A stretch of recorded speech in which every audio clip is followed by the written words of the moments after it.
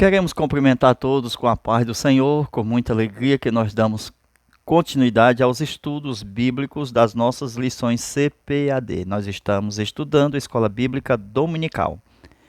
Nesta sequência, estudaremos lição de número 6, a Justiça de Deus. A lição extra da nossa aula traz como a leitura bíblica em classe Ezequiel capítulo 14, versículo 12 ao 21. Estudaremos com base na sequência de estudo nos tópicos de número 1, onde falamos sobre o perdão divino que vem com arrependimento, como aconteceu com a cidade de Nínive. Nós vamos continuar esta aula mostrando o tempo da oportunidade e que esse tempo pode expirar. Como podemos aplicar nos dias de hoje? O homem, ele tem um tempo de expirar, ok? A sua respiração. Então, parou a respiração, o homem morre. Com isso, a alma sai, certo? A alma saindo, o corpo para a sepultura e a alma para o seu destino. Então a gente percebe que enquanto o corpo está na alma e a alma está no corpo, ainda tem um tempo oportuno. Tempo este que é anunciado o Evangelho. Anunciado no tempo chamado graça. Esse tempo chamado graça é uma dispensação. Mas também fala-se de um tempo, de um ano na lei, aonde a pessoa poderia resgatar a casa murada, lá em Levítico. Então, depois que passou um ano, que a gente tipologicamente anuncia este ano como o ano aceitável do Senhor, o homem perde o direito de resgate. Assim sendo, o homem perderá o direito de resgate da sua alma se ele passar desta vida para outra e não receber, aceitando a Jesus, a sua única oportunidade. Para que isso aconteça, é preciso atentar para o que está na Bíblia e os mandamentos do Senhor. Quando ele nos diz, ide por todo o mundo, pregar o Evangelho, então a igreja tem a missão, a ordenança, ela é comissionada a ir. Então nós seremos julgados por não ir. E as pessoas que ouvem o Evangelho serão julgados por não virem. Porque Jesus também disse, vinde a mim os que estão cansados e oprimidos, eu vos aliviarei. Então, tanto Jesus pode julgar, com certeza, os que não vão, aqueles que foram enviados e não foram. Aqui nós temos Jonas. Então veja o grande juízo, né? Quando ele vai escapando ali pelo barco, pelo mar, para outro lugar, e Deus manda um peixe, traga o peixe, dando-lhe chance de oportunidade de arrependimento. Mas, veja, o castigo só é inevitável quando se enche a taça da ira de Deus. Essa taça da ira de Deus, ela foi cheia no tempo quando o povo estava saindo do Egito. Deus deu 10 oportunidades a Faraó. A oportunidade que foram 10 pragas para que ele se arrependesse. Então, 1, 2, 3, 4, 5, 6, 7, 8, 9, 10. Encheu a taça, ficou cheia. Então, chamou o seu povo e mergulhou os inimigos dentro do Mar Morto, mostrando exatamente que o castigo é inevitável. Amém? Passando para adiante no tópico 2, nós vemos que Deus aceitou poupar a cidade de Sodoma e Gomorra, atentando à oração intercessória de Abraão. A gente vai estudar que Deus salvou o justo Ló e condenou toda a Sodoma e Gomorra.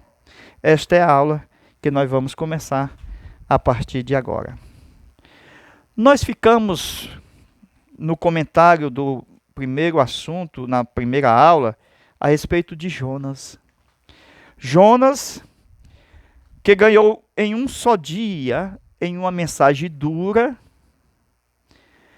certo? O pregador de uma nação, um pregador com ressentimento, triste, pregando para uma cidade cruel, mas que se converteu, mostrando que as pessoas elas mudam, mas Deus jamais mudará. Com isso a gente percebe o seguinte, que Deus espera uma decisão. O juízo, a morte veio ao mundo, mas Deus espera uma decisão. Esta decisão foi colocada no jardim, foi colocada no mundo atual. A decisão de comer da árvore da vida. O Adão tinha essa decisão para viver eternamente. A decisão de aceitar Cristo como seu Salvador e nunca mais morrer. Foi Jesus quem disse: eu sou a ressurreição e a vida. Quem crê em mim, mesmo que esteja morto, tornará a viver novamente. Amém? Então a gente percebe, meus irmãos, que Deus, ele tem ira, mas também tem misericórdia. Quando as pessoas rejeitam o plano da salvação, que é o plano da misericórdia de Deus, naqueles que estão debaixo da ira, Deus está mostrando a grande oportunidade para esses homens se arrependerem dos seus pecados e mostrar que Deus o ama. Então veja, no tópico de número 2, nós vamos ver isso aqui. Vamos lá? Vamos desenhar. Nós temos a intercessão de Abraão. Vale lembrar que existem muitas coisas que a gente não conhece. Por exemplo, a Bíblia fala que existe pecado que é pecado para a morte. Aí a Bíblia dá um ponto e diz: a este eu digo que não ore. Porque é inevitável o juízo sobre alguns. Lembra de Ananias e Safira que recebeu o juízo instantaneamente? Quer dizer que Deus ainda se ira. E aqui nós observamos que Ló estava na cidade de Sodoma e Gomorra. Vamos aqui, ó. A família de Ló. Nós temos Ló. Começando aqui, ó. Ló e sua esposa. Nós temos as duas filhas. Os anjos perguntaram: onde estão os teus filhos? Então, está no plural. Então a gente pode colocar aqui 2, no mínimo. Agora, somando aqui com os genros que elas tinham, essas duas filhas de Ló, aqui sua esposa, aí nós temos os 2 genros do outro lado, que são naturais de Sodoma e Gomorra. Esses 2 filhos, somando quando a gente fala, porque eles, vamos dizer, casaram. Então nós temos aqui as nora. Isso aqui é hipotético. Veja aí. Agora percebe-se a quantidade. Ló e sua esposa, as 2 filhas mais os seus 2 genros, os seus 2 filhos mais as suas 2 noras. Aqui tem 4 pessoas, aqui tem 4 pessoas e aqui tem 2 pessoas. 2, 4 e 4. 4 mais 4 mais 2. 10 pessoas. O que é que nós observamos é o seguinte. Abraão começou a interceder com 50 pessoas. Foi abaixando para 40, para 30, para 20, para 10. Deus havia dito que não destruiria a cidade se houvesse 10 justos. E quando o anjo chegou lá, querendo saber quem estava com eles, inclusive os seus filhos, aí Abraão parou em 10.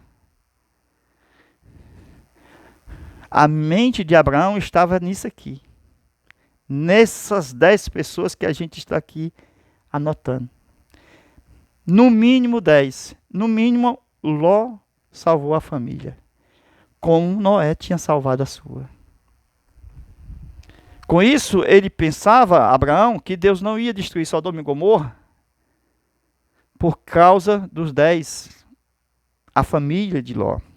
Então, razão porque Deus destruiu a Sodoma e Gomorra, a justa causa, é porque não se achou 10 pessoas justas. Se achou ou se acharam 3 pessoas justas. Quem foram? Ló, a filha e a sua outra filha. As 2 filhas. Então, 3 pessoas foram salvas da destruição. A mulher foi cotada para ser salva. Porque o anjo pegou na mão da mulher, na mão de Ló, na mão das filhas, e disse: foge para as campinas do Jordão. Foge para as montanhas e não olhes para trás. Então Deus queria salvar a mulher também. Por que ela não foi salva? Porque ela olhou para trás. Porque a ordem era: não olhes para trás. E ela se converteu em uma estátua de sal. Então o problema é que Ló acreditava que, voltando à fita, Abraão acreditava que Ló havia evangelizado a sua família como Noé a sua. Se salvaram apenas 3 pessoas. Viu? Porque se perdeu a mulher, se perdeu os 2 genros, os 2 filhos, as 2 noras. Se perderam no total 7 pessoas. Abraão começou a interceder e depois continuou intercedendo. Em Gênesis 18, versículo 23, ele pergunta: destruirás o justo com o ímpio? Aí ele começa perguntando se tiver 50. No versículo 28, 45. Diminui para 30 no verso 30. Chega em 20. E no verso 32 chega em 10. Deus havia determinado que não destruiria se houvesse 10 justos. Mas no coração de Abraão, ele pensava que Ló tinha conseguido evangelizar e salvar, no mínimo, a sua família. Mas a gente percebe que nem mesmo a sua esposa foi salva. Então é isso, meus irmãos. É a luta atual para nós evangelizarmos a nossa família e manter salva na pessoa de Jesus. Gênesis capítulo 19, versículo 27. Foi outra vez de madrugada, voltou a interceder. A coisa não estava fácil, estava feia. Tudo indica, né, que a intercessão de Abraão, vocês sabem que quando a questão é inevitável, Deus vai fazer o quê? Tirar o justo. E os injustos serão devorados pelo fogo do juízo. Então, em Sodoma e Gomorra foi inevitável o juízo. Mas Deus não destrói o justo com o injusto. Ou com o ímpio. Gênesis capítulo 19, versículo 12. A quem tem mais aqui? Então aqui nós temos o seguinte, irmão. A prefiguração do arrebatamento, quando o anjo disse: eu venho aqui tirar vocês daqui para levar para o monte. Pegaram-os na mãos e levaram à força. E com isso a gente vê o ambiente do arrebatamento. Quando a trombeta soar, Jesus nas nuvens, a igreja sendo levada pelas mãos dos anjos, tirado para fora, a igreja, eclésia, que significa tirado para fora deste mundo. O juízo de Deus continuará sobre os habitantes dessa terra. Será inevitável. Viu? Amém? Vamos continuar. Então, Deus, ele é justo. Tem justiça, a justiça de Deus, que não fere a sua bondade.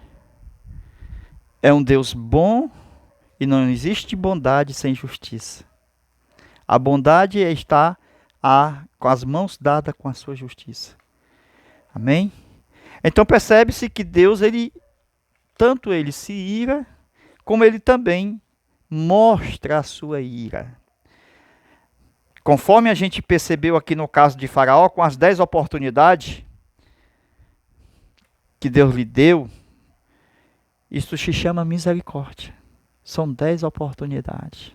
Quantas oportunidades nós não tivemos para poder decidir? Então, por que eles morreram afogados? Porque Deus os matou. Deus é justo. Então, existe uma causa para o juízo acontecer. E com isso a gente mostra as oportunidades e os meios de salvação que as pessoas vão rejeitando até chegar a blasfemar contra o Espírito Santo. É determinado pela lei divina que esta pessoa jamais terá perdão. Conforme a determinação de que os apóstatas não podem mais se arrependerem, porque já estão debaixo da ira, porque são vasos de ira, não se converte mais de jeito nenhum, porque já blasfemaram contra o Espírito Santo. Então é nestas pessoas que Deus vai mostrar exatamente a sua ira. Viu? É por isso que é preciso andar direito. Para poder nós não conhecer a ira de Deus. Esaú, ele foi rejeitado. Qual foi a causa? Vendeu a sua primogenitura. Quer dizer que a rejeição de Esaú foi depois da decisão dele. Deus não pode rejeitar uma pessoa por capricho. Porque senão nós não teríamos arrependimento, decisão. Senão a pessoa não cria.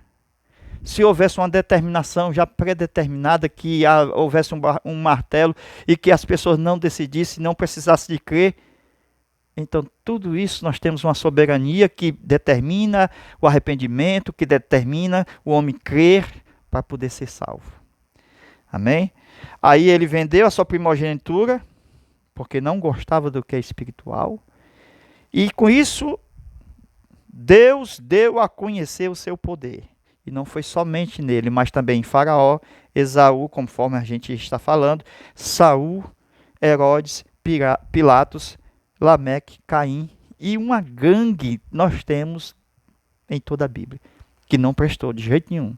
Aí é nessas pessoas que Deus lança o seu poder de ira. Pedro estava diante de quem? De Ananias e Safira. Deus mostrou a sua ira. A misericórdia de Deus é para com os vasos da sua misericórdia, para que estes vasos tornem-se vasos de honra. Amém? Então, nós estamos mostrando aqui, irmãos, dentro do contexto do chamado do livro de Ezequiel, que a gente fala do julgamento de Deus, nós estamos dentro do livro de Ezequiel. A lição de número 6 falando sobre o julgamento de Deus. E desde o capítulo 1 até o capítulo 24, fala do julgamento futuro que vai desintegrar Judá. Então, Deus vai elevar sua espada para cortar a nação em pedaços. A tarefa do profeta Ezequiel era explicar por que os babilônicos foram os instrumentos desse ultraje. A explicação era a idolatria, certo? Exatamente, adultério, apostasia, aonde havia uma corrupção no país inteiro. Ezequiel agora tem uma missão entre os cativos e com credencial de profeta apropriadas para cumprir o chamado de Deus. Viu? E Deus vai agora mostrar a destruição aos ímpios, às pessoas que não se arrependem, com a sua espada, com a fome. E tudo isso nós temos em Jeremias, em Amós, conforme os textos da nossa lição, em Ezequiel, mostrando exatamente esta operação tríade. Nós temos a espada, a fome e a pestilência. Quando o exército de Nabucodonosor entrou em Jerusalém, encontrou um povo já dizimado pela fome. Então, já dentro desse contexto de fome, o povo tornou-se canibalista. Então, houve realmente uma desobediência a Deus, prevista na lei de Moisés. Grandes horrores foram feitos em desobediência a Deus pelo povo apóstata de Judá. Então, vocês percebem que Deus estava levantando a sua espada e mesmo assim esperando o momento que as pessoas se arrependessem, mas pelo tempo expirado, que Deus chegou ao limite, ele agora tem uma espada para cortar Judá em pedaços. Então Deus sempre é amigo, mas mesmo ajudando, se as pessoas o rejeitarem, tornará o nosso inimigo. E a sua ira nos pegará de surpresa. Tudo isso por causa dos pecados, que vão ser amontoados dentro de uma taça, e Deus diz, chegou nas minhas narinas, não aguento mais. E Deus agora faz com que opere a sua justiça. A trombeta de Deus é o seu profeta, que ouve o rugido do leão. Está em Amós, capítulo 3, versículos 7 e 8. O poder do profeta é falar o que Deus lhe disse. É ele que toca o chofar na cidade, sem que o povo se estremeça. Então, o poder da trombeta é exatamente mostrando o juízo. O poder de Deus sobre as calamidades da cidade. Não há escape para o juízo de Deus. Não há saída para a redenção se não houver conversão. O juízo de Deus que espera o arrependimento e a conversão do povo. Mas em vão esperou o Senhor. Juízo pelo pecado social da nação e pelo pecado de corrupção. Juízo de Deus que esperava o arrependimento e a conversão do povo. Mas em vão esperou o Senhor. Então, houve a destruição da nação e do seu remanescente. Deus colheu para o cativeiro e tirando ali a semente de Gênesis 3:15, preservando para o nascimento de Jesus. O juízo de Deus que espera o arrependimento e a conversão do povo, mas em vão esperou o Senhor. Então a gente percebe que o povo estava duro de coração e não arrependido. Portanto, por esta causa, o homem vai entesourar para si a ira de Deus. Então a gente percebe em Romanos 2:5 aí, mas por causa da sua dureza e por causa do seu coração não arrependido, entesouras ira para ti no dia da ira e da revelação do juízo de Deus. Paulo fala da justiça de Deus de uma forma em que nós cristãos somos justificados em Cristo e nós somos galardoados no tribunal de Cristo, que é diferente da justiça de Deus lá no tribunal do trono branco. Viu? Que não é nem mesmo na vinda de Cristo, porque na vinda de Cristo nós temos o estabelecimento do milênio. O trono branco será depois do milênio. E assim a gente percebe que ninguém escapará deste juízo. E vi as almas que estavam, e todos foram julgados segundo o que está escrito no livro. Então veja que Deus espalhou os seus julgamentos, conforme Ezequiel 5, verso 2 a 3. Os poucos sobreviventes foram dispersos para a Babilônia, para diversos lugares do Império Romano. A espada foi atrás deles, matou os pobres, os vizinhos, as nações vizinhas. Os julgamentos raivosos da parte de Deus não deram paz a ninguém. Alguns judeus fugiram para o Egito e outros para os países da vizinhança. Mas a turbulência generalizada não diminuiu. O mundo inteiro estava em chamas. A espada significa guerra e a grande matança. A fome sempre vai seguir destruindo também as formas naturais da natureza. A agricultura falha e o povo morre de fome. As doenças vêm logo depois. O povo faminto fica doente e as pragas atacam, onde corpos mortos não são enterrados. As águas ficam poluídas com bactérias e são fatais. Por isso tem pestilência, tem fome, tem morte do povo, porque tem a guerra, a espada, caídos pela espada. Então, tudo isso espalhado no meio do povo que foi levado depois para o exílio. Então Deus vai mandar guerra, fome, doença. Viu? E além disso, Jerusalém perderia o fornecimento da comida e sofreria fome, pestilência e morte generalizada. As pragas destruiriam mais do que a espada do inimigo. Os tripulantes do carro da morte. Olha aí os tripulantes. Fome, bestas feras, peste, sangue e espada. Se eu enviar os meus 4 juízos, a espada, a fome, as bestas feras e a peste contra Jerusalém, para eliminar dela homens e animais. Lembra de Jonas?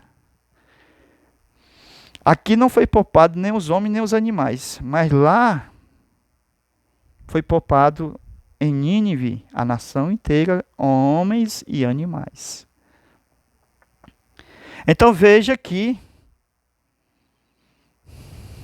que a fome, quando está associado, estou levando agora para os nossos dias.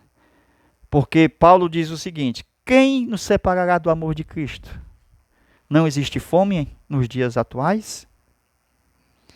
Mas veja, estas fomes como catástrofe, associado à oração do cristão, transforma-se em jejum. E a espada, esta não passará de um instrumento de passaporte para nós entrarmos na glória celestial. Mesmo em guerra que o mundo está, se passarmos pela fome, pela peste, pela espada, temos a garantia que nada nos separará do amor de Deus que está em Cristo Jesus. Amém? Esta é a garantia. Quem nos separará? A profundidade, a altura, anjos, a vida, a morte, o inferno? Nada. Garantia total de vida eterna. Amém? Deus abençoe, Deus te guarde. Estamos preparando mais aulas para nós continuarmos e chegando aí até a nossa última aula do trimestre. Deus abençoe a todos, fica com a paz do Senhor e até a nossa próxima aula, se Deus quiser. Amém.